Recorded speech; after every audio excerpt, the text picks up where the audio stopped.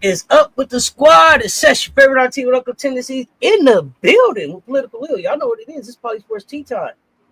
We're here to give out a report card. I told y'all on the last show, class was in session. Y'all pull up, hit the like and the share. They both right there. Come on in, fam.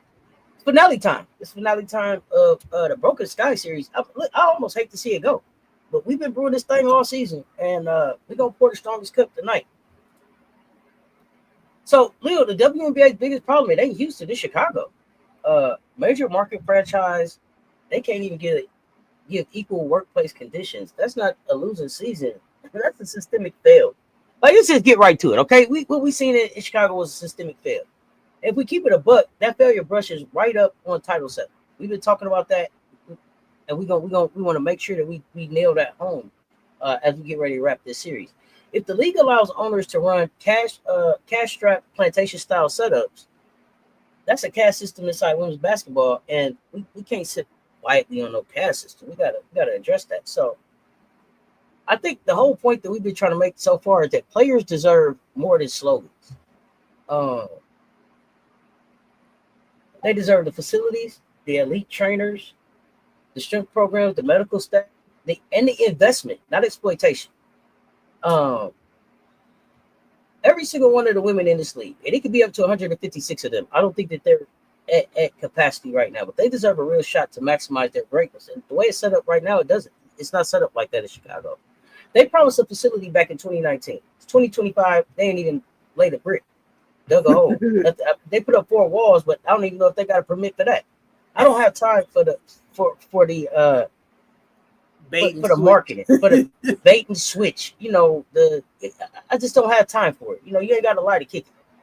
So this is the finale of Broken Skies, but it's not the end of the advocacy, right? This is what really pushed us into the advocacy. Respect Our Game advocacy group. We're going into our phase 2, which is going to be organizing for justice, the visibility, and equity for Black women athletes at every level. And the way they told Brondello, we're not renewing your contract. Some of these other women may try to get on board now too. Are we seeing just the elimination of women in the WNBA? And that's something that we'll be exploring as we continue to watch how the coaching shakeups happen as the season continues to kind of close down. But before we do all of that, we're gonna get out this red pen. I used to hate that little red pencil, red pen. The teacher would get out, mark all over your papers. It used to irritate me. Jeremy, what's good? Bryce Smith, what's happening? Appreciate y'all pulling up. Hit the like, the share. They both right there. 5 of y'all share this out. Let them know we talking. Put share it in the chat so I know you put it out there. But when you go 10-34, okay, let's just get to it. Under win now, 10-34. That ain't a rebuild going wrong. That's a hustle. Okay, that's a hustle. That's like saying you're gonna go a blind 10 and knowing you ain't got but 2 books. You were set when you started. You know what I'm saying? They were set when they started. Well, I'm blind 10 for what? You got 2 books between the 2 of y'all. 2 books. You blind 10 if you don't stop it. But listen, y'all know the hustle got to stop here, and I'm not gonna stir this tea alone. I got my partner in the truth, my Poly Sports partner, the one who connects the X's and O's to the politics and the receipts, my sister Political Lil. Y'all grab your cups. We doubling up the steam tonight. Lil, sharpen the pencil, set the table. Break down lesson 1, the win now con. Oh, thanks so much. Thank you all for tuning in. And Auntie, you're right. This isn't just about the Sky losing games. This is about how a franchise can sell illusions while refusing to invest in the infrastructure. And now fans were promised a win now, but what they got was a 10-34 reminder that slogans do not win championships. Investment does. Leadership does. And instead of giving us that, the Chicago front office ran what we've been calling a win now con. You know, they made some flashy moves, but it was really empty promises because they had no foundation over, underneath. So the guiding question for all of us tonight, if win now was a promise, why did it look and feel like a con, like a hustle? Let's pull back that curtain, y'all, and break down the Chicago marketing pitch that's really running like a 2-decade con. Because starting with the GM Paglioli, that math he doing ain't adding up to no win now. So let's stay right there with Jeff. Right, he looked at a 10-34 record and still said, we're in win now mode. Like the nerve of you to be like, we're still in win now mode. And while we going over this, y'all let me know. Do y'all think that the Sky were ever really even serious about winning, or were they just running the win now kind from the start? Let me know if y'all ever thought that they were serious this season. I'm talking about this season. And then come on, they got no math, got the math around here. Win now plus 10 wins equals failure. I don't care if you carry the one. I don't care how you do it. Put it in a formula. Win now plus 10 wins is a loss. That's a failure, straight up. And so instead of owning that, and that's the problem I think that I have the most, is that they're not owning it, right? Bad roster construction, no practice facility since 2019. Threw Courtney Vandersloot out there under the butt. First, they threw her out there like she was brand new for us, like we was like, oh, okay, we was believing that we were headed somewhere, and then it was like she wasn't even part of the championship really last year. And she's here to lead us. That's not a knock on Courtney, but they ran her out there like we were supposed to get excited, and then threw her under the bus when she got hurt. This is a 37-year-old vet. She was already running on fumes. Okay, that was not strategy. That was the cover. But the hustle cut deeper when they dressed up the dysfunction like it was a healthy vet could magically turn them into contenders. Like, remember I did a magic trick? Remember how well my magic trick worked? I told you, abracadabra, official ambassador. But when they did their magic trick, they was like, it ain't work. They didn't turn into no contenders. I don't care how many abracadabras, I don't care how many they did, it didn't work out. And now the win now means it has to mean elite facilities, deep benches, front office investment. And they didn't have any of that. But the slogan was hot, okay? And the fans got the hustle. So we're gonna put the win now plan under the microscope and expose it for exactly what it is. And we're gonna start with a question, Lil. If your entire win now strategy collapses because one aging player goes down, is that really a strategy? No, that's not a strategy. That's really gambling. See, a real win now plan is built on depth, balance, and a system that can survive injury. Because every franchise knows that injuries are inevitable. If one 37-year-old veteran injury derails your entire plan, then the foundation just wasn't solid. That's not win now. That's some wishful thinking dressed up as a plan. And I'll give you a perfect example. The Valks could make the claim they was in win now. Even though they lost Kayla Thornton, who was an all-star for the season, and Tiffany Hayes with her injuries, they still were able to survive that. You know, they still made the playoffs in their very first season as a franchise. And that didn't happen by accident. Their ownership invested up front in their office infrastructure, number one. They have basketball minds over there at the Valk. Not just people that was in Live Nation and somebody that was in real estate and some other fool that thought he was training somebody. No, they got strong GM, operations personnel, and they first-time coach who, despite her inexperience and considering the fact that she came from the same coaching tree as Chicago Marsh came from, she was still able to win now with smart bench pickups, a modern practice facility, and a clear culture and identity. The Valks built a foundation, the results of playoff berth, and a Coach of the Year award. See, that's living proof right there that investment is worth it. And this is the difference between what they did and what Chicago refused to do over a 20-year period. Okay, but let's stay right there, because doesn't this look less like building a franchise and more like selling the illusion to buy time and keep the fans quiet? It's coming. Here's coming. We working on it. Yeah, wait. You know. Yeah. Oh, hey. Oh, look. We bought the ribbon. Oh, look. Here goes some pictures. Oh, look. We did a mock-up. Man, you could do that on ChatGPT in 2 minutes. This what you got to understand. This is what you got to understand. You're dealing with a much more educated and checked-in fan base than when this league originally started. When this organization originally started 20 years ago. It's a lot more information. People have been following this story for long enough to be able to call it out. But let's get the grades in. Let's start. We're gonna start family with the front office.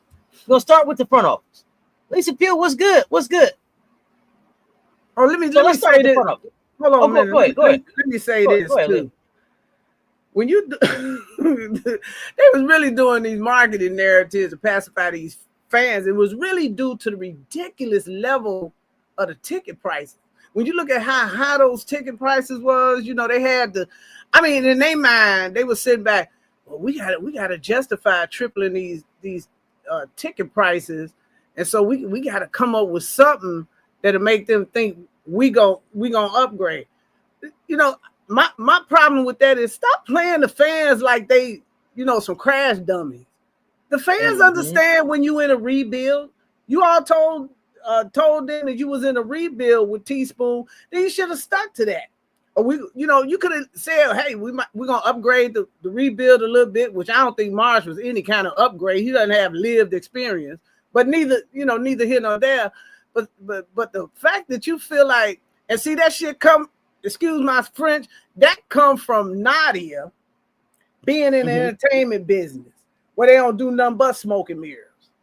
You know, I mean, that was just a ridiculous thing, I think, for them to do. And to me, it crashed your credibility because with people that, you know, really, really true friends, you don't have no credibility at all. But go ahead on with the front office examination. Let's break them down because, and I think that's a valid piece, right? I think that's a valid piece. Treat people like crash dummies. And that's what I meant about being more locked in. But we're gonna break this down piece by piece. So let's stop. First stop, front office. Everybody got their pencils out. Okay, let's get the grades in. Chicago's been promising this practice facility since 2019. 2025, still nothing but excuses. No training space, no infrastructure, no vision for a championship culture. So that's not leadership, that's failure. And when you check the resumes, even worse. Ownership and the GM weren't builders. They were salesmen. Selling hype, cashing checks. So instead of hiring real basketball minds or investing in the young stars, like Lil said, they went with the smoke and mirrors. So the grade for leadership overall has to be a big, bold ass F in red. You know how you know, when your grade be good, it'd be real small and it'd be like in the same, it'd be almost in pencil, it'd be in black. You can't even hardly see that thing. Little star, let you get an F. It'd be red, like everybody can see it from across the class. Everybody know what grade you got. F. Because you can't cut corners and call it ambition. Hey, Dennis, how you doing? They just running the win now con this season.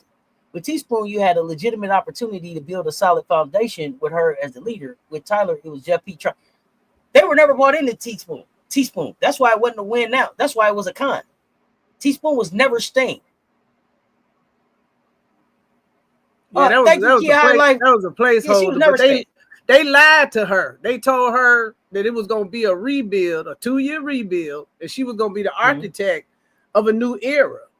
And this is why she went and got those cornerstones. Because she don't think she didn't consult with Mulkey, and don't think she didn't talk to Dawn Staley, and that they entrusted their babies to her. You know, don't think that didn't happen. You know, she'll just luck up on them.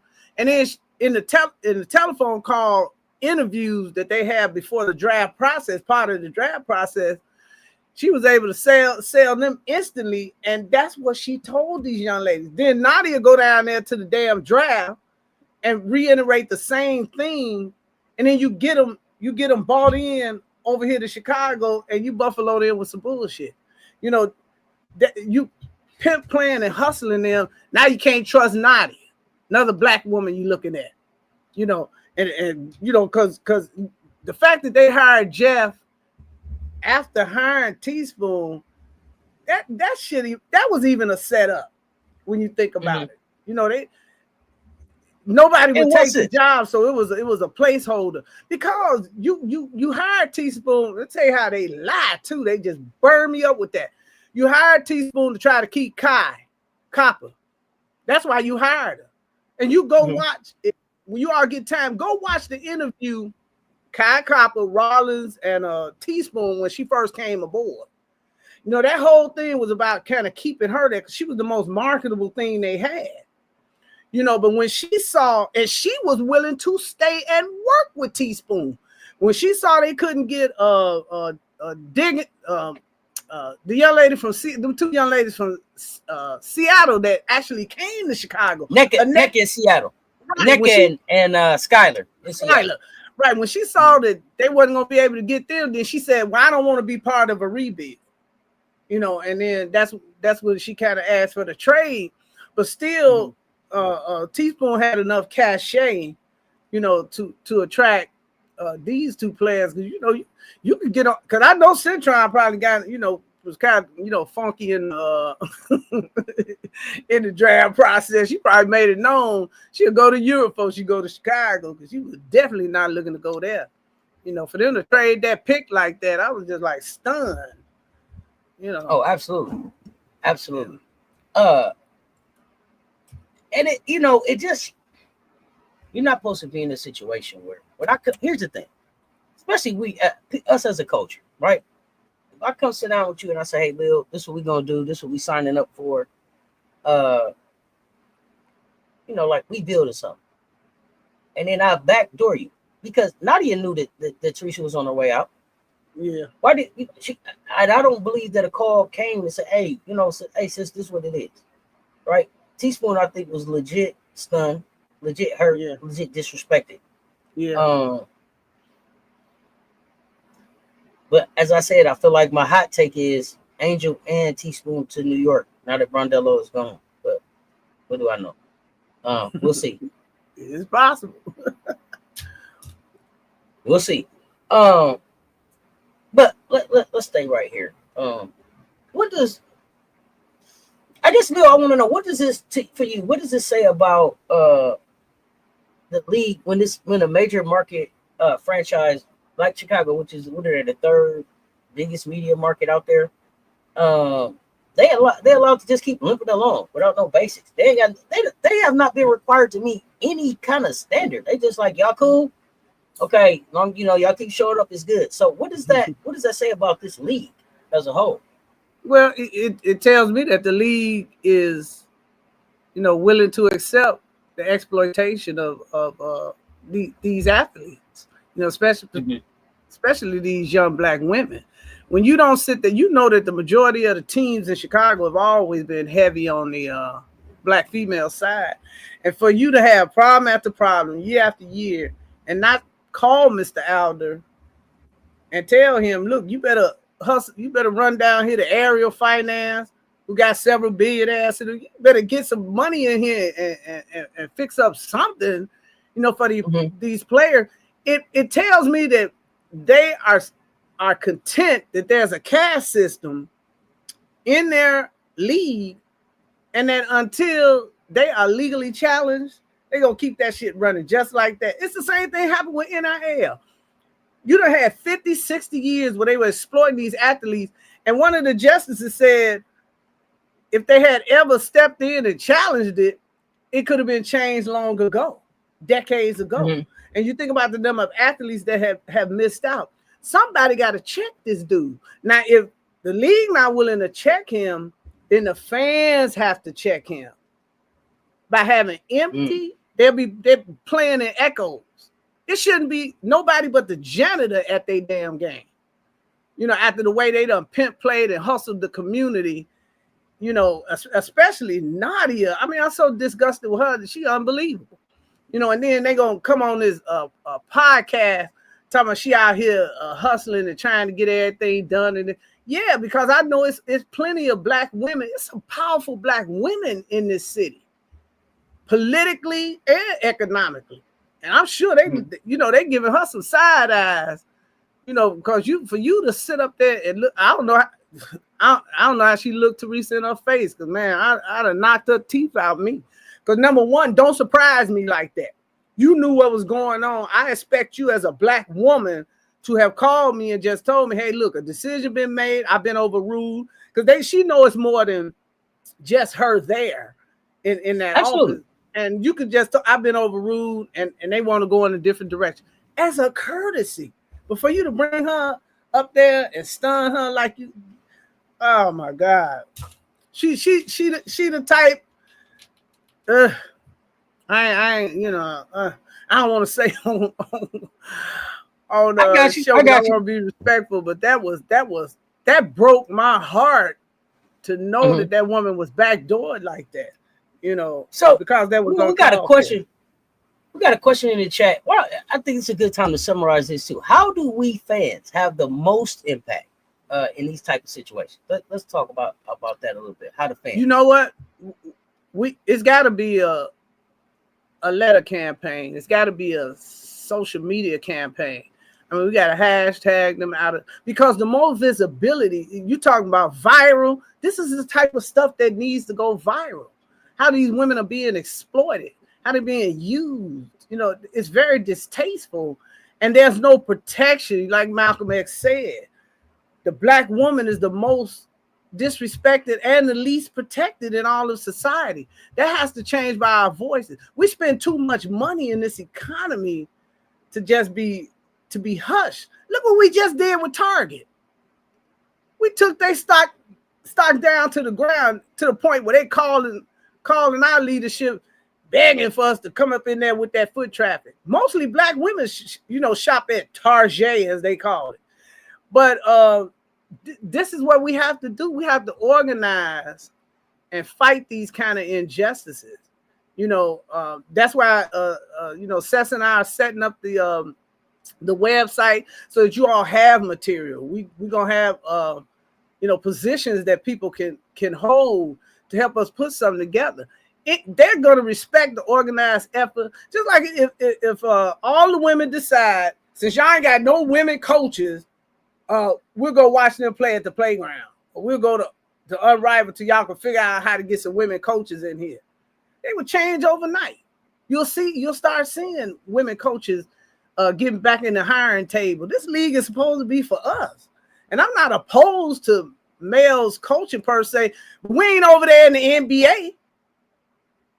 How many Black head coaches, white, Black, indifferent women are over there coaching in the NBA? Never happened. They're never allowed to happen. But they running in on us. And all it is ticket punching. That dude that's coaching in Phoenix, he preparing for an NBA job. As soon as one come up, he gonna be, see you ladies. They over here punching tickets, practicing, this, that, and the other. So it's up to us. It's up to us. It's more easy for us to organize, on the internet than it is for us to physically get together. But you got to bring pressure to bear on these people, because they understand one thing, and that's looking at that accounting sheet and not seeing no revenue coming in.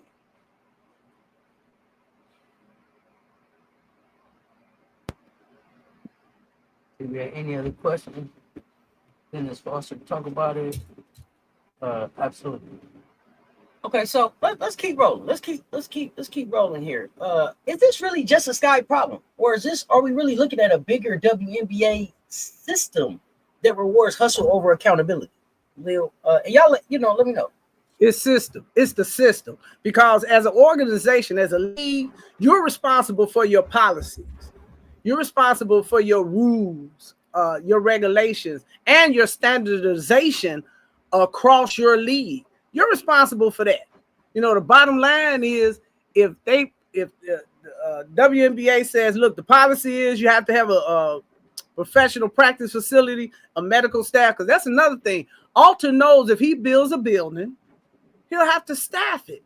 That's another thing he don't want to pay for. He don't want no employees, that he have to staff. But if you make that the standard, and then tell those that can't raise the money to do it, because there's too much money out here, and people, want to get in the sport.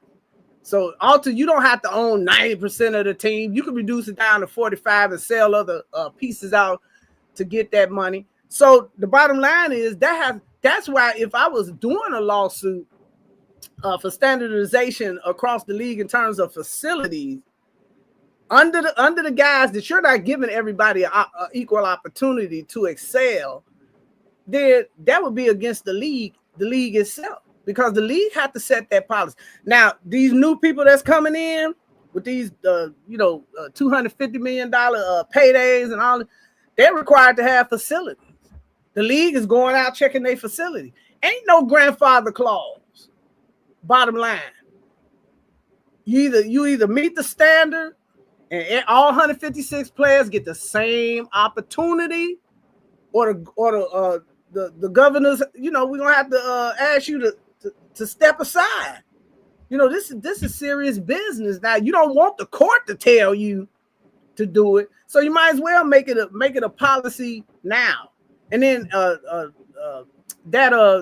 union, they have to make that part of the CBA as well. Cannot let these people slide. You shouldn't have owners even positioned to exploit women like that. And plus black women are in a protected class. So it's no way you should be allowing this. And I believe they keep it up, somebody gonna challenge it. And then they ain't gonna like the results. But they're gonna be made to do it, and that's it. Alter is just a miser.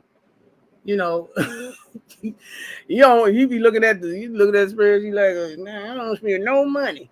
They come from a class of people that extract. They know how to extract value with little investment. And that's kind of the whole concept of capitalism is exploitation. And that's what they doing. But that shouldn't be happening, because if another competitor come along, people are going to be telling you goodbye because they don't want to be exploited. Nobody wants to be exploited. These women are looking for a partnership. They're not looking to be taken advantage of. This ain't the pimp play and hustle game. These women are educated, very sophisticated women, highly skilled, and they want to partner, with these leagues, organizations, and teams. Nobody want to be. You don't want to come to work every day knowing somebody pimping you like that. Reese should be embarrassed because they using her to pimp other women. And something like you becoming a fraud, what they call an accidental fraud, meaning that you didn't intentionally try to get it on the fraud, but if she stay in Chicago, she's gonna become a part of that fraud. And when somebody do file a consumer fraud complaint, she's gonna be mentioned in it. You don't want your reputation. Mm-hmm. You have a right to want your career to be fully developed. And I don't want to hear no stories. I want you to do what you said you was going to do. You didn't say I'm going to rent the back end of a facility. You said you was building us a brand new facility. Now get the crane out there and get busy. I don't hear about we gonna rent the back end, and then while I'm gone, you gonna rent it to everybody else in the community. So any Joe Blow come running up in the facility, want to shoot with you. I mean, it's just crazy. But go ahead, Cess. Mm-hmm. I want to, on that one though. That's ridiculous. Nah, but those are great points, and I want to hear from the fan too. Like, do y'all think that the front office should get another chance to really fix this? Or is it time for real ownership changes in Chicago? Y'all let me know. But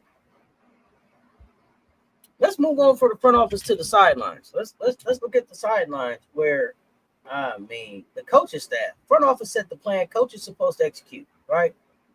What do we see? We didn't see no offense. We didn't see no defense. Rotations made up on the fly, look like. Not coaching, survival mode, more like. And the Sting, no adjustments, no accountability, same mistakes night after night. Reese and Cardoso carried themselves, and that's the only reason they escaping the F for me. I'm gonna give them a D+, and I'm being generous right there. But Will, if players are succeeding in spite of the coaches, what does that really say about the leadership on the sidelines? It's simple. It was no real leadership at all. And when you have second-year players like Reese and Cardoso having to produce it in spite of a system, that means the talent is doing all the heavy lifting while the coach is just riding along. And, leadership should sharpen execution, not get exposed by it. And, but in a win now model, you need schemes, to get by. And so you didn't have discipline, you didn't have adjustments. None of it was consistent ever. So that leadership sideline, you can't get them nothing but a D, almost a F. The talent passed the test, but the teachers, they was raggedy. And I'm talking about from Marsh down to the last person on the totem pole. and the little people behind him, you know, the daddy cussing out folks and all that kind of foolishness. You know, now that's ridiculous. Exactly. And I agree. It's new ownership. It's new ownership. Got to start with a new owner. Got to scrub this whole thing clean. Giving $85 million to keep my mouth shut. That's just me though. Hey, listen. At least if you ain't gotta tell me 85. A silent partner. I'm gonna give you my money so I can shut up, man. Please. For what? For what? And I got more basketball experience than anybody. and I think that's the big part for me is that you have too much basketball experience, and then you're as a consumer yourself, right? You go and you do so many different things. You've been so many places. Just your experience alone could add to how this can be better. That I don't need you to give me $85 million and shut up. And a matter of fact, I wish that Dwayne Wade would get to asking them, what did you do with the $85 million? Where's the report? Let me see the receipts. What did you buy? What was the investment back into the organization? Go ahead, Lil. Let me say this right quick. You think about something. At the time that Dwayne gave him $85 million, the damn franchise wasn't worth but $96 million. I mean, they don't went up now, but I'm saying at the time, you damn near gave him every penny that the thing, you know, that your franchise was worth, and you only got 10% return. I'm not giving you $85 million and shut up. I might not get the 10%, but I'm still gonna have mouth open because I have the most experience in the room. You look at all the people that's involved in that operation, none of them have the Dwayne lived experience, and the fact that he came under Miami, one of the best GM, Pat Riley, one of the best GM minds in the basketball game for two franchises. Well, not only that, you got to think about Dwayne Wade's net worth and what his net worth means. What his net worth means to his net worth, right? So Dwayne Wade, and I always like to talk in 6 degrees of separation. He put you in touch with who? Anybody basically that you want to get in touch with in the world. Why? Because he's a direct connection to LeBron. He has probably a direct line to a Jordan, a direct line probably to Obama, a direct line probably to an Oprah, a direct line probably to all kind of different people that we may have never even thought about having an interest or being a part of your organization. See, people get so caught up in, well, if it ain't broke, don't fix it. Just because it ain't broke don't mean it couldn't be better. And so you have to be willing to continuously look at how can you make this thing better, faster, more engaging, more entertaining for the people that you're bringing along. If it was only 11 million more than what he invested, I don't know why he didn't buy the team. Maybe they didn't want to sell. I couldn't do it. I could see if it was 500, maybe 10,000, but not 85 million. And 85 million to Dwayne may be like $510,000, right? Based on his money, right? He gave it to him, told him, I'll shut up and see what y'all do with it. 85 million. But the thing is, Dwayne, what the hell do you think about what they're doing right now? How long they had your money? Because here's the other thing that I want to know. So if you don't make no profit, are your investors getting paid? Because the investors can't get paid if you take a loss, right? No, they only get paid off of profits.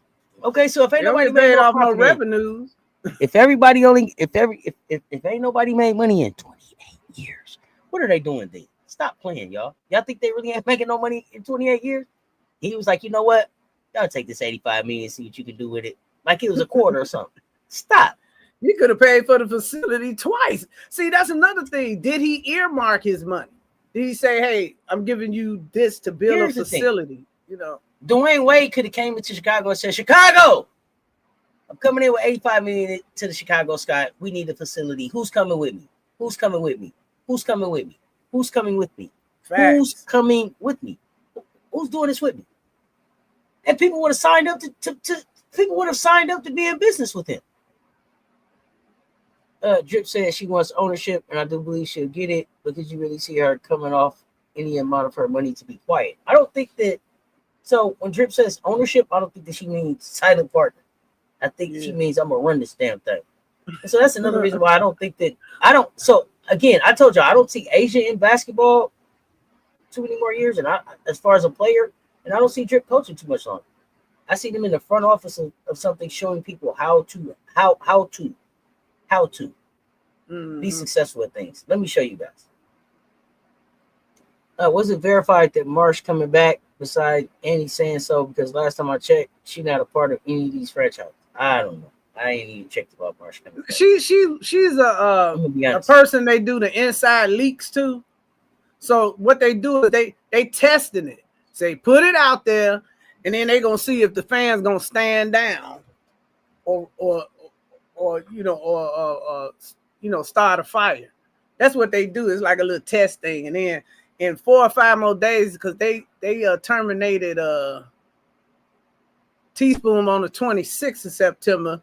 So they'll wait a few more days. If y'all don't raise hell, if letters ain't coming, this, that, and the other, they'll feel like, here we got the crash dummies going again. Then they're gonna come to you with they'll give you the next let's see, still in win now mode, which is a bunch of they'll come with that again. And then I believe coming up is the season ticket holders. First deposit is coming soon, and they get that deposit, they're gonna pimp you again. These guys are predators. They're predatory capitalists, and they're gonna pimp, play, and hustle you. That's why we ain't gonna let we gonna cancel. See, right now they got you. You don't know whether Reese gonna come back. You don't know whether Atkins gonna come back. And they said they'll bring Sloot back if she's healthy enough to play. So that's the only kind of guarantee you got. And even though they got Reese kind of on the trading thing, Reese is still contractually obligated to come there, and the only way she can really escape is through a lawsuit. See what I'm saying? So they're gonna keep her, she gonna keep silent because she's gonna do what's professionally being advised to her. And they're going to string you along till they get that money. And then they're going to run game on you. These people do the same thing every year. They don't change. They don't change. And they're going to pimp, play, and hustle because they think of you fans, Chicago fans. The man think of you. And go look up his last name and see what his last name means. He think of you as a crash dummy. He's banking on you being glad to be in the stadium and clap along. That's how stupid the man thinks you are.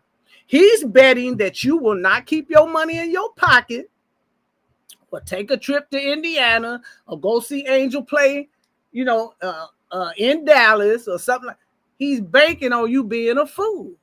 And then he getting money from the sponsors who are still going to be able to ride on her name.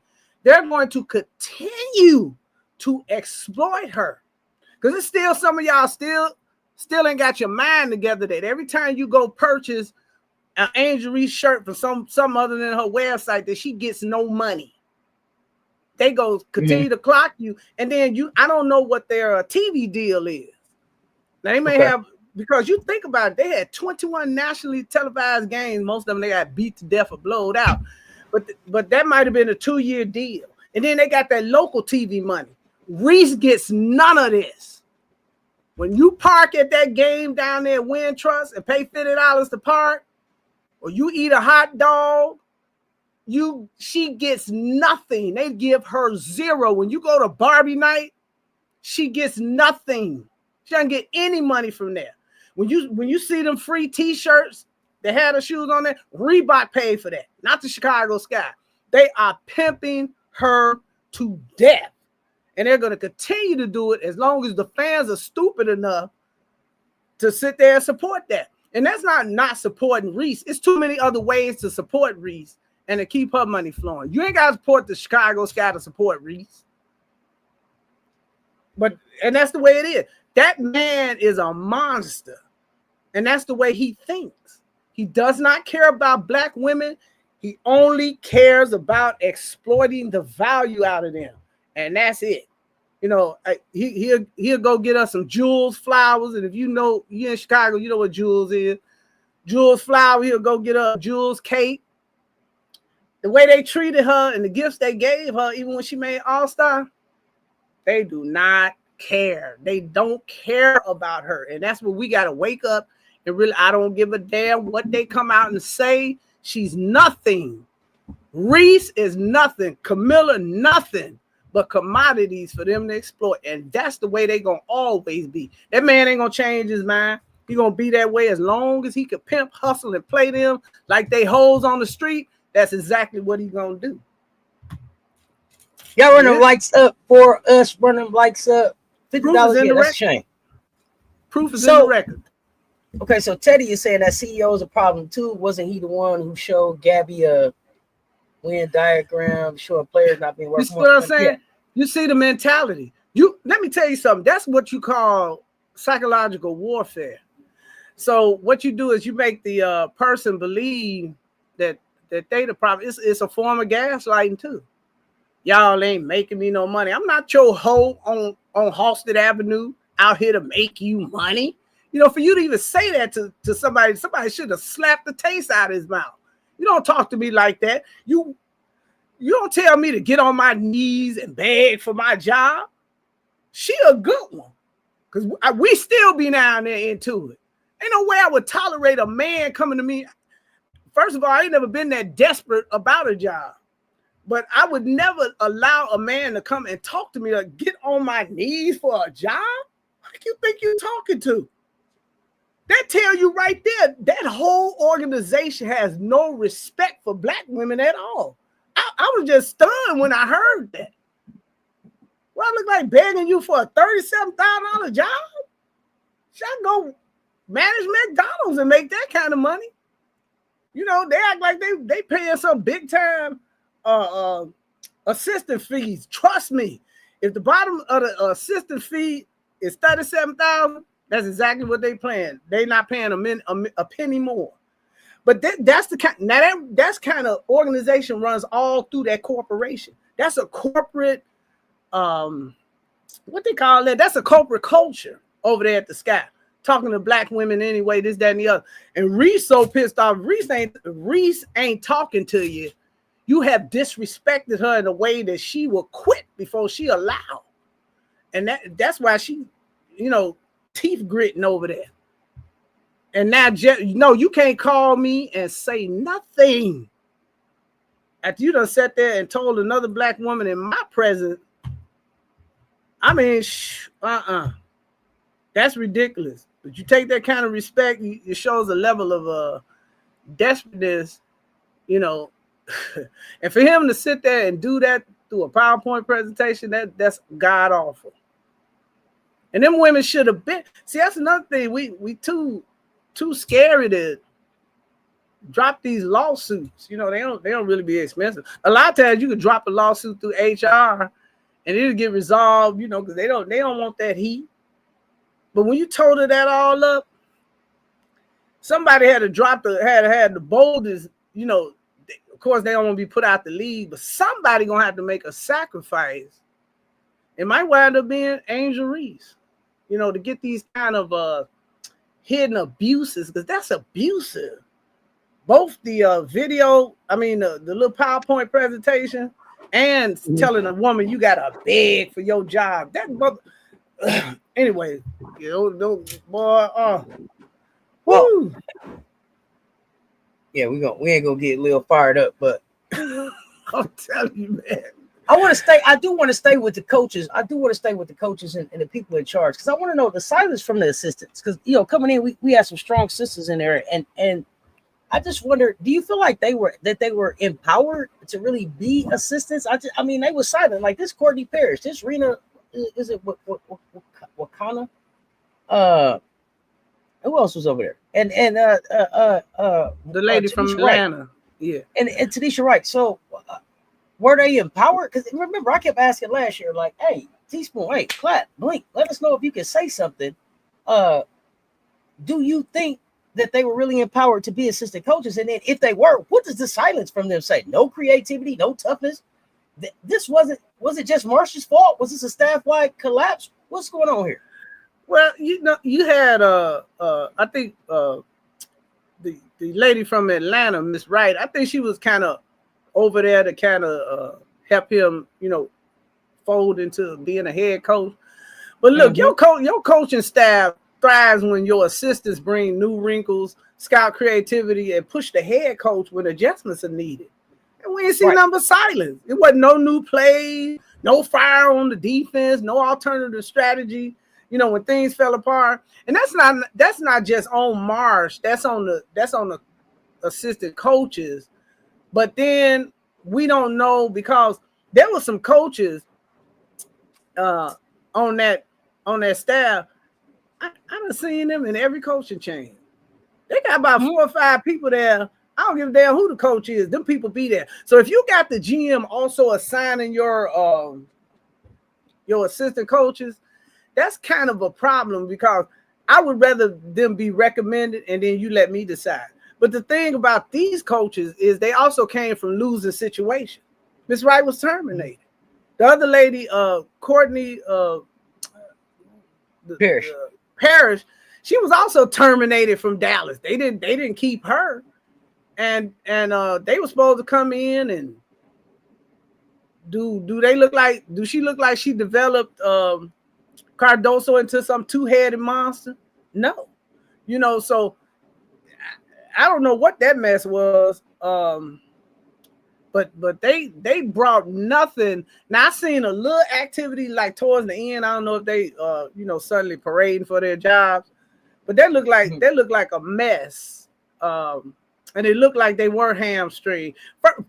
Number one, because the GM is sitting right behind you, right next to you, right in your face. Yeah, man, come on with the damn flow, passing out basketball. So he's I ain't gonna be able to do. Yeah, I can't do the micromanage, Lil. Yeah. Come on, man. You ain't got something to do. Why you clocking me? I'm clocking you. Now you just sat here for 20 minutes watching me. What did you do today? See, because when you get to watching me, I'm gonna watch you back. That dude's supposed to be out here hunting down talent. But all he had to do. Let me tell you something. You talking about Rena. You talking about Rena, the Nigerian coach. But even again, I talk about them. Were they empowered? It's one thing for you to bring me in here. And it's one thing for you to sell me on you can come in here and we're gonna make a change, but then you got in here and pulled the same damn thing. And so I wonder how many of them really had a conversation with Teresa Witherspoon before they took this job. I would be interested to know how many people really sat down with Teaspoon to say, hey, what was your experience there? What's the other gentleman name? James Wade? Is that his name? You say you don't think Courtney Parrish talked. Courtney Parrish was the only one embarrassed by the lack of effort and changes. Look, they hyped up Courtney Parrish like she was some guy saying, I don't want to hear it. You had 2 6'7" giants down there in Dallas. You didn't do a damn thing with them. Neither one of them ever won the rebounding title. They was never double queens. So I mean, I'm gonna keep it a buck though, Lil. I don't know if either one of them that you're talking about is gonna be too much of anything in the WNBA. I'm just being honest. Just saying you did. Bottom line is, what did you pour into them? Because it doesn't seem like she did anything. But I do want to know, what did you do with Kamilla Cardoso and Angel Reese, because they were already double machines and you was a double machine. And so what did you pour into them? So that was where I was like, okay, we finna really get to see who Courtney is now. She got some hoopers that she finna work with. Yeah, I wasn't impressed. They got a D plus because they stood up there. Every once in a while they said something. Then I didn't like the way the players interacted with them either. Players would come over to the bench and they hurrying up to their seats, and every once in a while you would see somebody stand up and address Reese coming off the floor, this, that, and the other. And it was a little shit he did, too, on the bench, sitting Cardoso at inappropriate times, keeping Reese on the floor to the point where she hurt her back. So, little stupid stuff like that. The man just, I can't stand it. Let me ask this question to Chuckle Chatter. So Paris was only there for Kamilla? I can't tell, because it seemed like Kamilla, the only person I ever really seen Kamilla talk to was the man daddy. Looked like after she had a good game, he came over and talked to her. He looked like he was the one pouring back into her, and then there was some hollering or something going on I heard about that he was doing. But I've never seen Kamilla. That's the only coach I really seen her, the only person on staff I really seen her talk to. So tell me more about Paris being there strictly for Kamilla. I don't know. You know what? Each player should have each set of players, like you got guards, forwards, and your centers, they should have coaches that they work with as they individually develop the integration into the system. And just the relationship just didn't seem to be there. I never saw Courtney jumping up addressing Kamilla, or like she should have been, and somebody should have addressed the guard. Because I give you an example, like in Monkey system, she'll turn around in a minute and tell the person behind her, "Hey, your guards is out here raggedy. Get their ass together." You know what I'm saying? What's the lady name that's in charge of the guard? Defense up, homie. What's up, right. What's up, Teddy? So anybody that's assigned, your players should be divided among those assistants, and they should be their assistants. And I don't know. Are there coaches who just say, "Hey, I coach, I do the talking, and you sit still during the games and you work in practice"? I don't know. Not with a Marsh. Not with a Marsh. No, Marsh is too young to have that kind of ideology. I don't give a damn. They always tell me he's Sabrivio, and this. Okay, he could do 1 + 1 = 2. Gotcha. I don't give a damn how Sabrivio you are. You have not played women basketball, and you have not coached women other than in an assistant role. So your ladies who should have relationship with the players, because sometimes a man and a female, they don't have the same kind of relationship as two females. And so they should be there to smooth those transitions, kind of on your behalf. But I don't think he had a balls to tell nobody to sit down. He definitely don't have enough experience to tell anybody to shut up. And he ain't been a head coach. The lady next to him had been a head coach before, and she had several years, of experience of being a head coach. So she should have been there, really advising him. But each player should have been assigned to some coach, for their part in the offense. Because you still got to remember these things are in parts. You're not doing this, you're not doing that from whatever forward position, or the guards, you're not doing this, that, and the other. They should have been able to come and get that energy from whoever's working with them in practice. So I don't know what I can imagine. They practices there to be. Whew. Wow. And now you don't even think the coaches were getting along? L504? Wow. Why you say that? Wow. It might have been just collecting the check. I mean, everybody still want to get paid and they had to move around, I guess. I wonder if all the assistant coaches return next season. It's going to be interesting. I don't know what kind of deals they sign. The Sky organization never does anything to help or develop Angel. They wanted the office to center on Kamilla. Why shouldn't it? Why shouldn't it? Why shouldn't that was your big out there. But that they didn't center on her either. Everything was about Van Sloop till she went down. So Chuckle Cheddar, are you saying that you thought that the offense should have centered on Angel? I mean, because Angel, go ahead. No, I think the whole thing is you brought in two cornerstones. So your offense should have centered around those cornerstones at the forward and center position. Those two working in tandem. You're marketing twin towers. So you don't split the focus up. I thought that was kind of dumb, even from a marketing standpoint. If I'm gonna market two twin towers, then both of the twin towers gonna be integral parts of my offense and defense. It was just weird. It was like we got two towers, and then it was like put one up, and we're gonna just talk about one at a time, right? So it was really weird the way that they handled just even the rollout of Angel and Kamilla. Yeah. Tanisha, Raina, and Anthony work with the guards. Okay, I'm saying they brought Paris to help Kamilla. Angel was just there to set screens. They never marketed them as a duo. Yeah, but that's hella that's crazy as hell because they marketed themselves as a duo from night one. No, they did market them as a duo to first get that wave of money coming in from the draft on. Oh, it was twin towers up in Chicago, and that slowly faded away over the course of the season.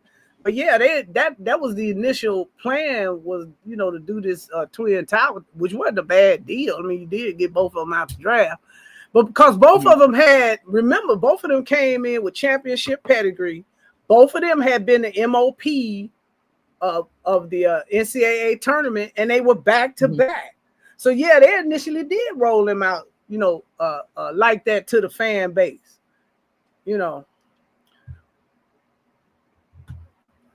And both of them made the rookie team, So. Oh yeah, they both made the rookie team. Right. So they, they didn't push it as much. They went through a little period where it was the Chin and Barbie thing, which that's another marketing entry point that you could have had. It's too many ways they could have rolled the four of those ladies, Teaspoon and the Towers and Chinity, that could have brought them all the money they banks could have held, but when you trying to flex your power, when you're a master manipulator, when you're an intimidator, then some people get in power positions and they don't know how to just put on a suit and sit down, which is what he should have did. They got to have their blueprint on things, and I always wind up, making it raggedy, which is what they did. But yeah, it's a shame because it don't have to go like that. Kennedy, they definitely could have handled Kennedy different. Although, look, sometimes everything happens for a reason. Kennedy looked like she's happy, it's working out for her. She wanted to come back. Best life. She wanted to come back. She said she'd come back if they would have her.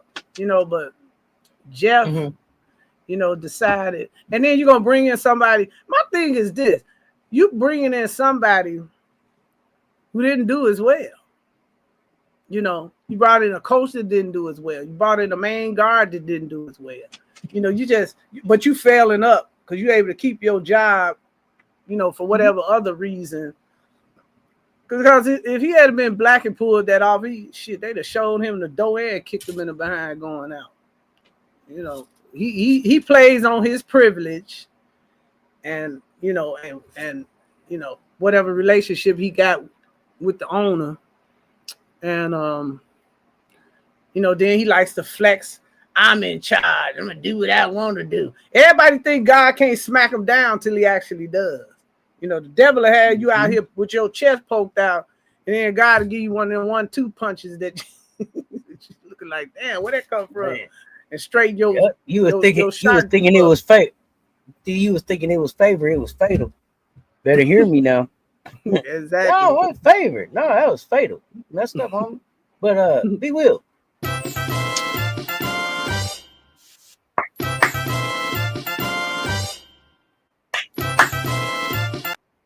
Fam, appreciate the support, fam. Appreciate the support.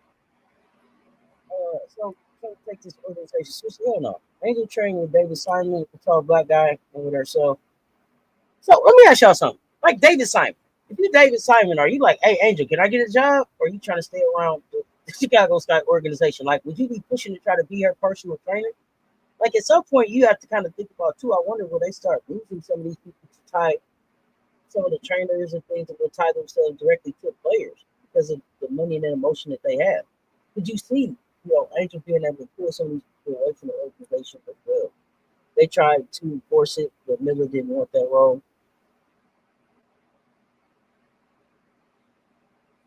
Miller didn't want what role?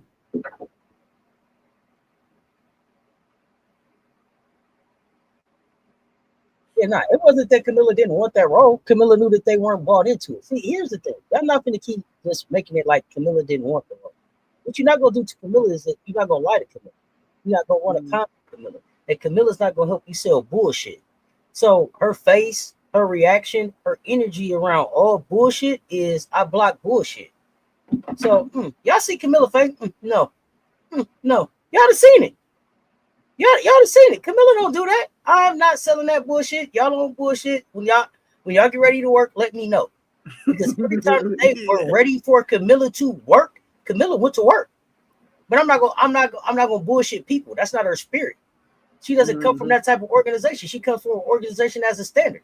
She comes from a place where, hey, if we didn't win the championship, we ain't did shit. So Kamilla, I'm not out here doing cardio just to be doing cardio. I don't dance unless it's a song that I like, and I don't laugh unless it's a joke that I thought was funny. Period. Mm-hmm. Kamilla is the realest thing that you got out there. She told y'all to stop putting me on your goddamn parlay then.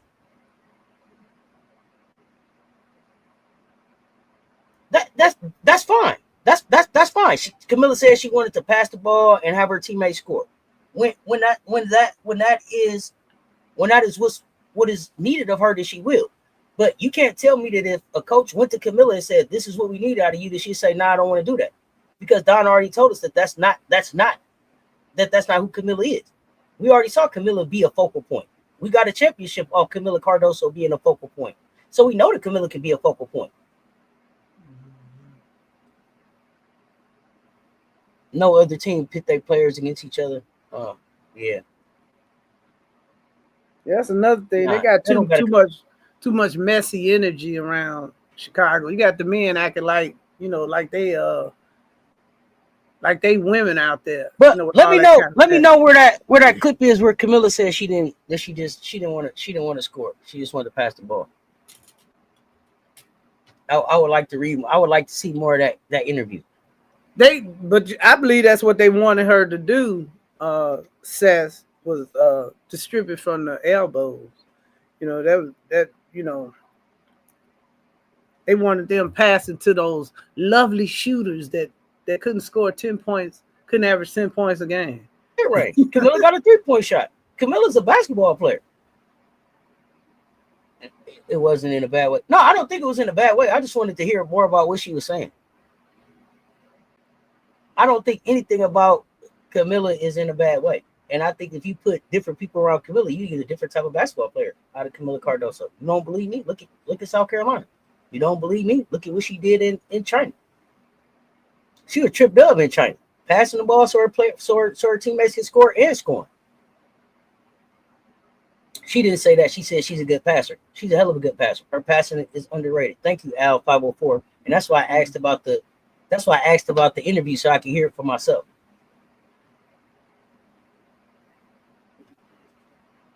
I was responding to what someone said. As I mentioned, I had no problem with them working through Miller. It wasn't a comparison, just a result. Post-game interview after they beat LA and Chicago. That she's a good passer. She likes passing the ball to her teammates. What did she say? T. Carmella, what are you saying that she said? That she's a good passer? Or are you saying that she was like, I don't want to be the focal point. I just want my teammates to score. I'm just out here to be a passer. I don't know. Well, I think Drip had already told us that coach didn't know what they was doing because, damn, Drip told y'all 2 years ago, you want Kamilla to get out there and go. You gotta tell Kamilla that's what it is, and she's got to believe that you believe in her.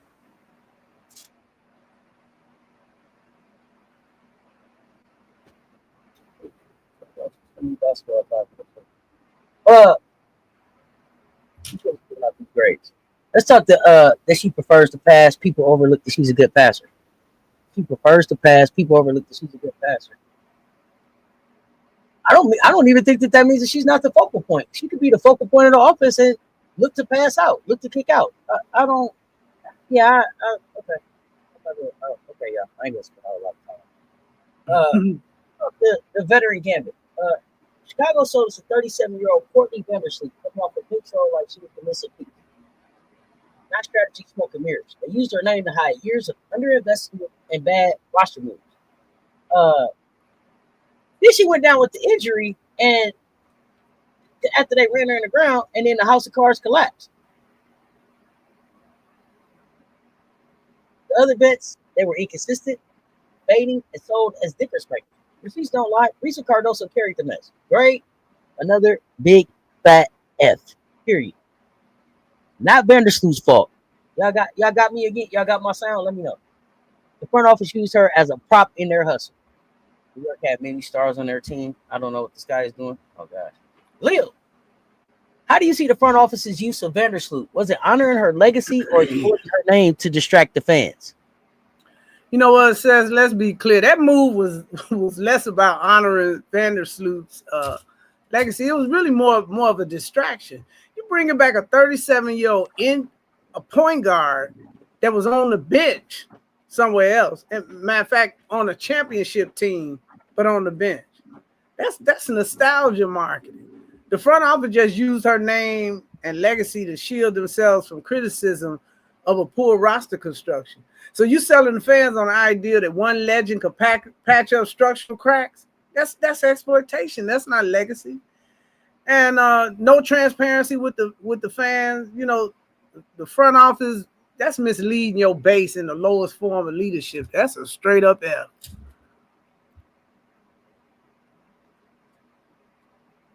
So what does it mean if young stars like Reese and Cardoso, I guess what does it mean for them when you got the vets around them that's like placeholders instead of mentors? They don't have anybody pouring into them, right? What is that? What does that mean for them? Boy, they had a Tina Charles, both of them be blowing up by now. It just means that their growth is gonna be stunted. You know, they gotta constantly come worry about nonsense coming from these vets their first 2 years in the league, instead of having a vet like Tina Charles that really pour into them. So they just, you know, you need stars that who are still producing and teaching. And you think about Tina Charles over there, how she's pouring into those young ladies, but she's still producing. You know, these mentors are supposed to be some kind of a model of consistency. But you leave Reese and Cardoso carrying the weight themselves and without the benefit of seasoned guidance. That's what I talk about. You talking about win now? You need a seasoned coach. You have to have seasoned vets, you know, to pull something off like that. So, you know, if the rookies hadn't shined, it would have really been ugly. But they shouldn't have had to come into the league these first 2 years and kind of help themselves. I don't even see Elizabeth Williams, you know, doing much.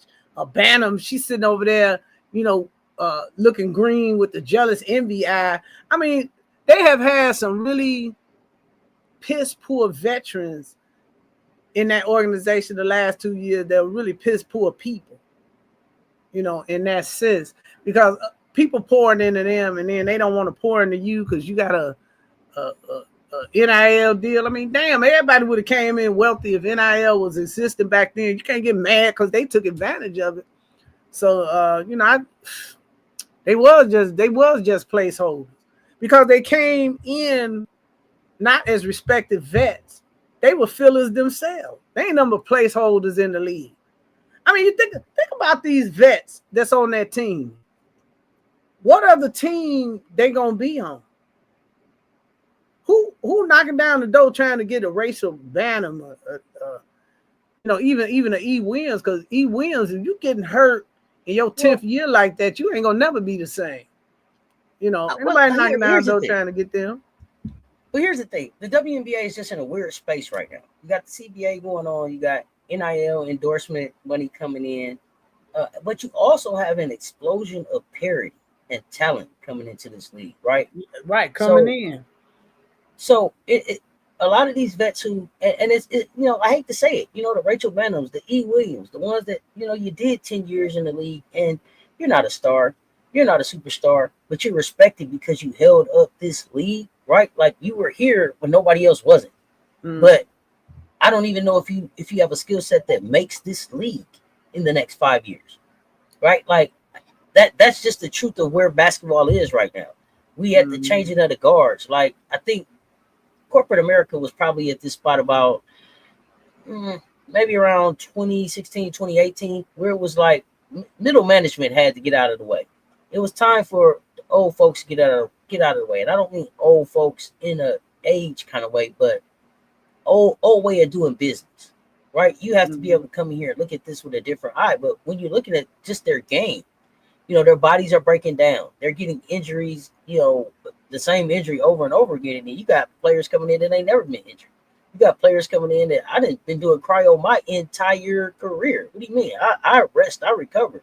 You've been in the ice bath if you can get in there and then, you know, folded up in the car and flying on the plane. So I just think it's a weird time. It's a clean up and a clean out and a reset in hoops. And a lot of these players who, you know, you look at them like Mo Jefferson and some of them. I told y'all last year, some of y'all players thought y'all had 1 year games. You needed to be trying to get on the roster and high. for 2 or 3 years. You needed to sign a long-term deal, because when it comes around this next time, y'all not getting signed. Think about the talent that's not in the league right now. The Destiny Hendersons, the Deja Kellys, the Sellers. You know, you think about those ladies that are working right now to get back into the league. This a lot of y'all, hey, this y'all last run. When the CBA is all said and done, and the labor thing goes however it goes, and if it's like Leo saying they got to go to a lawsuit, listen, some of y'all is gonna fall in love with play dates and late breakfasts. Y'all ain't gonna be getting up going playing no basketball no more with y'all. You know what I'm saying? Y'all gonna fall into, you know, being able to have coffee with mom in the morning, right? And so some of these players we just won't see anymore. Yeah. Chuckle Chatter, thank you for popping in, fam. I think Vandersloot ran herself into the ground trying to live out her hoop dreams. She's an old hater who was trying to steal Angel's shine. Here's the thing. Angel's a villain. You can't have her shine. She accepted the villain role. So you can't cancel her and you can't have her shine. Because whoever Courtney Vandersloot was going to come in to be, she wasn't going to be willing to be the villain. She wasn't going to be willing to wear the me-bounds. Nobody's going to wear that crown. Angel ain't got to worry about nobody getting her shine. Cemented. There ain't even another villain on the way in the league. Those were Sloop moves, as she knew Teaspoon with Warner put up with her bullshit. God, dog. No, I don't think it's that. Put up with her bullshit. They just played her too much, you know, because they let Mo Jefferson sit on that bench. Now I don't know if that was a contractual issue, you know, but they didn't have a point guard to really play behind her that had, you know, some kind of real experience. Because, you know, Haley Van Lith, of course, was young and, of course, trying to learn. So, but you had Mo Jefferson that had that experience, but, you know, they never played her. Let's sit on the bench. And then they had pieces. I mean, I don't know if they could have. There had to be a contract issue. Well, I don't know, you know, but they never tried to move her. You know, they never tried to open up a roster spot to bring in a Sims or bring in, you know, some young ladies that had got, you know, put off for other teams, Ariel Atkins. They had all these opportunities to bring in people, but he's so focused on making sure Vandersloot holds on to a slot, you know, that you're not thinking Vandersloot is out the game. What the hell you holding her slot? You know, holding a slot like that for? You know, I don't know. That just seemed kind of bizarre. So they, you know, that comes from you can't tell me that GM played basketball other than the kiddie league, because he looked like he had no knowledge of you know, how 5 people run on a court. You know, for him not to have somebody from the beginning to make sure she wasn't doing those type of minutes, I thought was really a poor plan. I don't think Mo Jeff was healthy ever. I don't think Mo Jeff was healthy ever. Yeah, because she was healthy. Yeah, she was definitely in and out. But then again, there comes a, you know, why you letting somebody trade you a piece you can't use? That's not really smart. You know, I mean, I know he wanted to move Mabry, but I don't, you know, you could have moved Mabry without guaranteeing one of those contracts, and you to put your foot down, or you just told him, well, I'm just gonna keep Mabry. You know, you didn't put your foot down. You know, I you know, evidently she caused some kind of uproar, you know, in the locker room. You had to get out of there. But for you to get stuck like that, that's, you know, you and James Wade, because that's who trained you, have a mentality of putting the organization in bad situations in terms of, you know, just doing things for now and not thinking about the future. You know, so that, you know, that's what overuse. That was an overuse injury. You know, shouldn't have been running on them legs, because she wasn't running on them the year before like that. You know, so she you know, she didn't have that kind of. Gotta let the car warm up. Warm up, especially if it's been sitting for a while. Gotta let it warm up. Can't just run it out there. No, I don't think the Angel is a villain at all, but I think she accepted the villain role, and it makes her uncancelable. Can't cancel it. Anything that you say about her now is expected because they've been hating so long. And she's Teflon out here with it. So she don't care. Yep, Teflon done. Let's break down what win now really means and what Chicago think it means. Because it's a misconception. Real win now is a non-negotiables, top tier practice facility, stars who can take over games, a bench deep enough to handle injuries, and coaches smart enough to tie it all together. That's the recipe right there. That's win now. But Chicago, nada. No facility, no identity, no depth, just a marketing pitch pretending to be a plan. And they leaned on slogans, with Reese and Cardoso carried the weight, and that's failed now. 10-34, league bottom, blowouts night after night, pause. That's not contention. That's straight up exploitation. Doesn't this prove that win now isn't about slogans, it's about investment, Bill? And what happens when franchises try to skip the investment step? First and foremost, a real now plan of any kind, whether it's win now to get to the playoffs, win now to get to a championship, that requires infrastructure first. And when I'm talking about infrastructure, you have to have basketball minds in the facility. I'm not talking about a physical infrastructure like a building. I'm talking about the people that's running your organization. You can't have 4 people in there that don't know that a ball bounces running your infrastructure.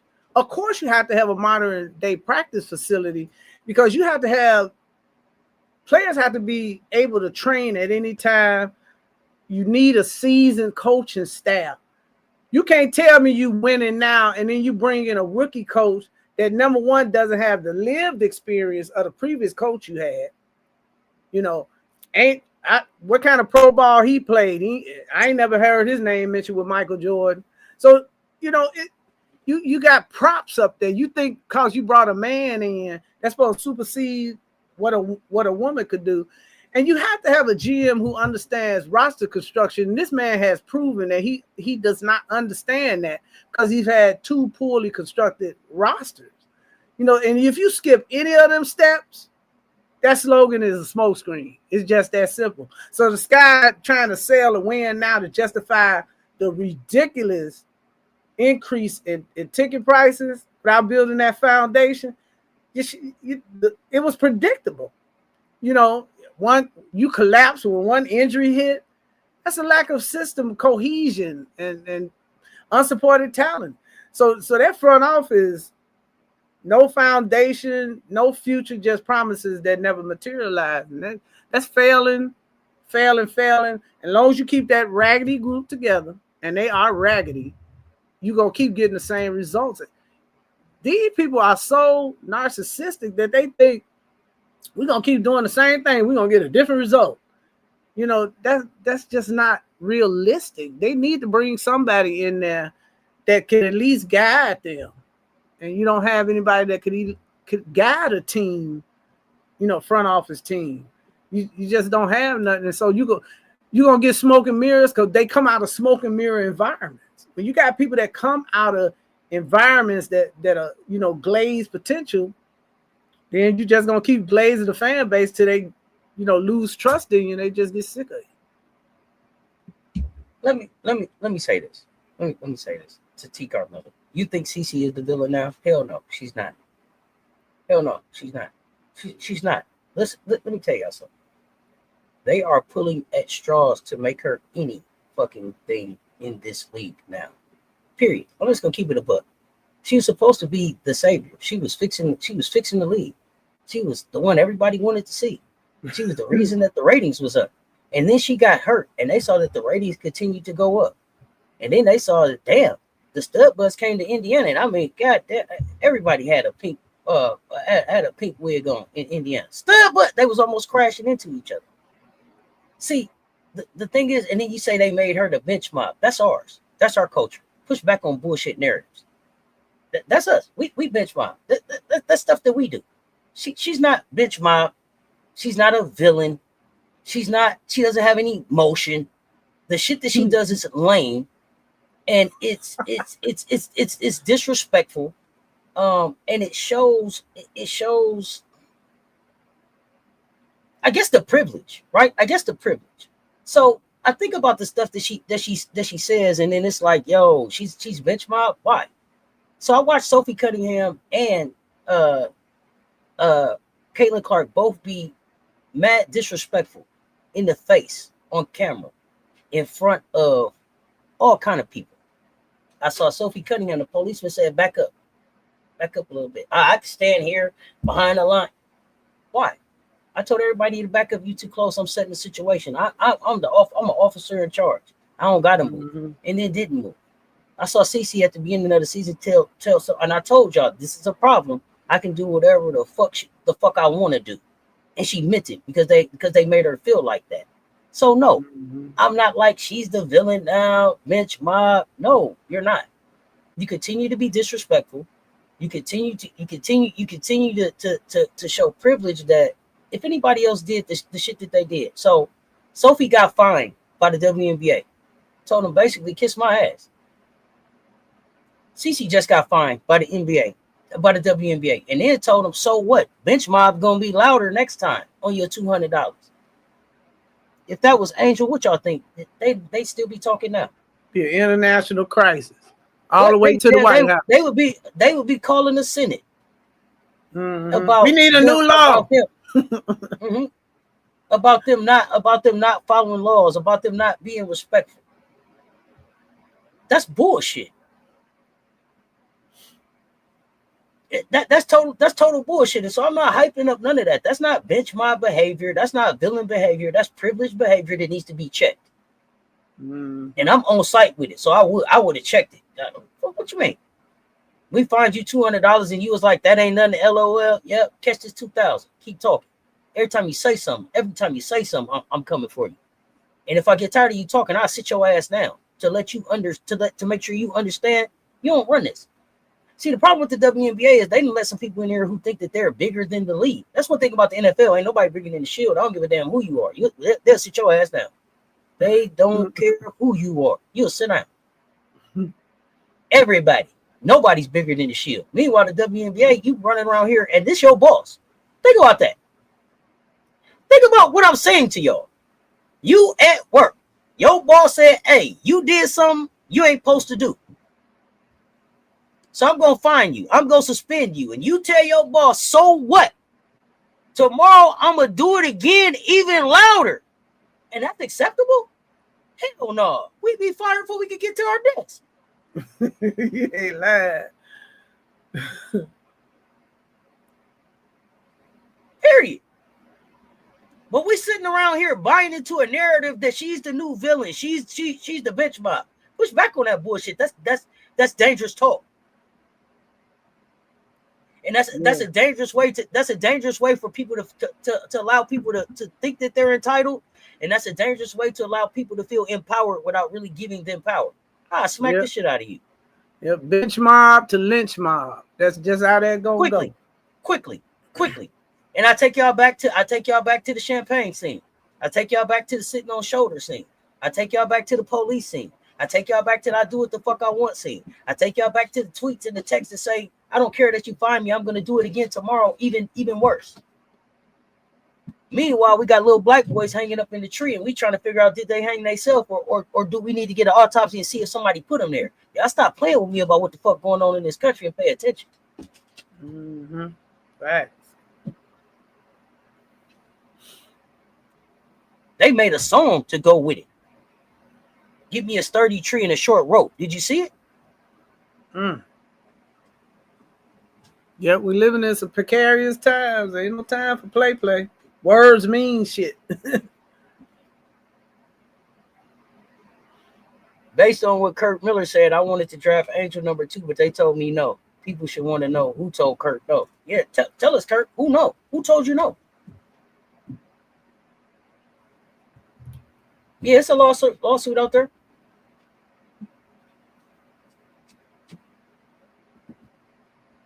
But some of this stuff out here that be going on, y'all need to understand, man, it's just a microcosm of what's going on in the world. This can happen at their job. It can happen at your job. It can happen at my job. It can happen at anybody's job. It can happen in their neighborhood. It can happen in anybody's neighborhood. Think about that.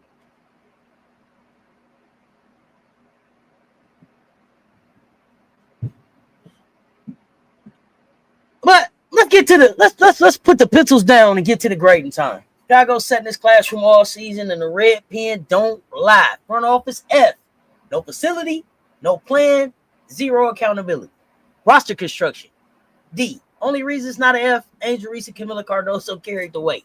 Coaching staff D+. No identity, no adjustments, no player development. Player development, C at best. These women grew through their own grind, not the system, okay? Transparency with the fans, F. Empty promises, hustled hope, put it all together, and Chicago's GPA is straight trash. Probably like a 0.17. It's not just a bad season. It's failing 101 in win now. Failing 101 in win now. Okay? What? When you see all these failing grades stacked together, Lil, what does that GPA really say about the values of this franchise and how much of this failure belongs to Chicago alone and how much it falls on the league? You know what? The GPA tells the story of a franchise that values optics over outcome. When you stack them F and D's across leadership, front office investment, coaching, and transparency, you see that pattern. Selling illusions, chasing headlines. And that's a priority over building a sustainable winning culture. You know, and Chicago bears the brunt of it, but it's really both the league and Chicago because they allow it. You know, that mismanagement, poor roster construction, empty promises, of course, that's theirs alone, but the league hands are not clean. So by not enforcing accountability and by allowing a major market team, this is a team that had 22, nationally televised games to operate with basic infrastructure, that produces a consequence where, people see, the fans begin to see the WNBA allowing exploitation and hustles. So it's just a franchise problem. This is a system problem. Until the league demands more than optics, you risk other teams, following the same pattern. I mean, I would hope not, but it's very possible. But third, that market, that huge, that's the laughing stock of the league, and it's too much media attention in a market this loud, this large for you to allow that kind of scrutiny to go on. You really gonna wind up turning off the fans in a minute. I mean, the Sky wasn't just losing games. This was a blueprint for exploitation. That's what we're looking at, a blueprint for exploitation. And it's not about wins and losses. It's about respect, equality, dignity. A flagship team runs like a plantation. That's on them and the league. That's on both of them. All 156 positions in the WNBA deserve top-tier training, medical support, front offices that build careers, and not break them down. You can't grow a $1 billion league on players' back while starving them of resources. Did you imagine that? I'll take you out there and say, Leo, we got 20 acres out here. We're going to grow 20 acres worth of Christmas trees. We're going to sell them. Ooh, wait. Christmas time running around, we're going to make a lot of money. But guess what, Leo? I ain't paying for no goddamn water. Mm-hmm. You ain't gonna water the seeds? Nah, whatever the rain give them, that's it. No resources, no. Can't do that, man. That ain't even exploitation. That's systemic abuse, right? But the warning the league should hear is Title VII exists for a reason. Title VII exists for a reason. What's happening in Chicago? Lawsuit waiting to happen. I wish they would just call the lawyer. I don't know why the lawyers ain't down there. You know what? They be down there. What they call them? Ambulance chasers. Man, I'd be out here.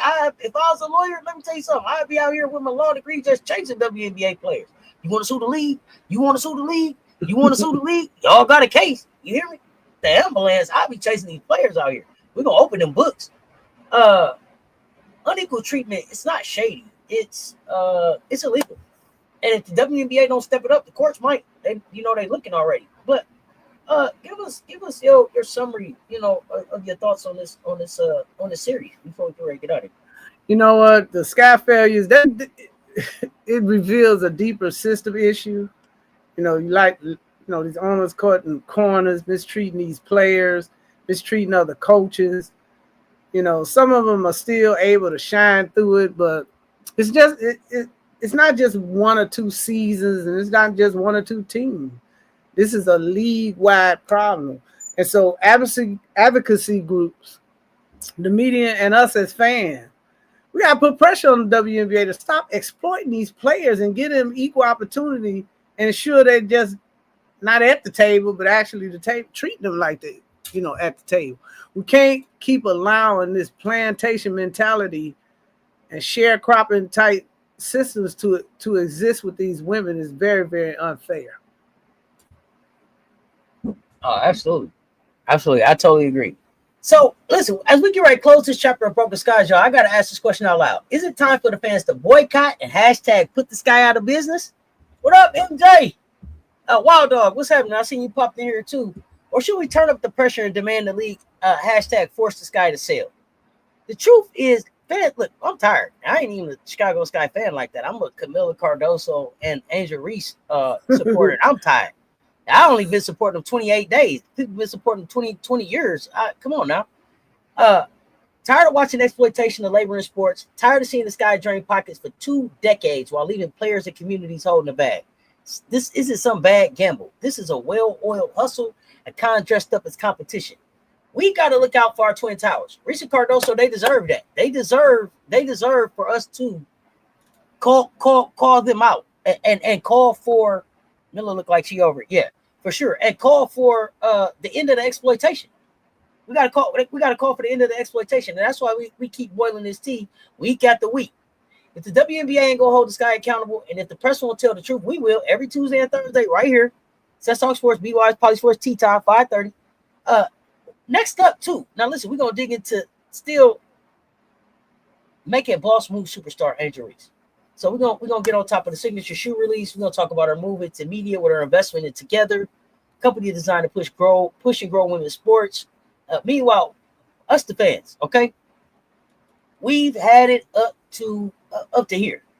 It's time to demand, plan, and mobilize. So we want better for our young women. They deserve the best. It's time to hashtag stop the exploitation. Hashtag stop the exploitation of our Black female athletes. When they sell you false hope and keep spinning the cycle, we got to call it what it is and fight back. Sports, y'all know what it is. They never just about the games we play. They're about the stories we tell, the truths we expose, and the systems we dismantle. Y'all, it's almost time for hoops here in about 15 minutes. Miller does look like she's just trying to play out her contract. Miller said she wasn't returning to that team in China, and look, she's on a different team this year. Yeah, I didn't think she was going to go back to that same team, but I thought she was going to go back to China. Mainstream press is soft on dysfunction. Hey, well, we got to call it out. But y'all, this has been a Cess Talk Sports, BWISE, Poly Sports, Tea Time production. Y'all know what it is. Subscribe, like, comment, share, advocate with us. Respect her game.online. And whenever you show love to these women, our sisters shaking up the game, make sure you tag a hashtag respect her game, hashtag fair pay WNBA, hashtag stop the cap, hashtag open the books. Actions speak louder than words, family. We will get the email and information posted on my community page and updated on the website for you all to be able to send out letters. Different team in China requested Miller. I agree. Y'all know I am such a favorite political tendencies. It's political will. And we're not done pouring boiling hot tea, so y'all stay tuned. Talk soon. We're gonna see y'all soon.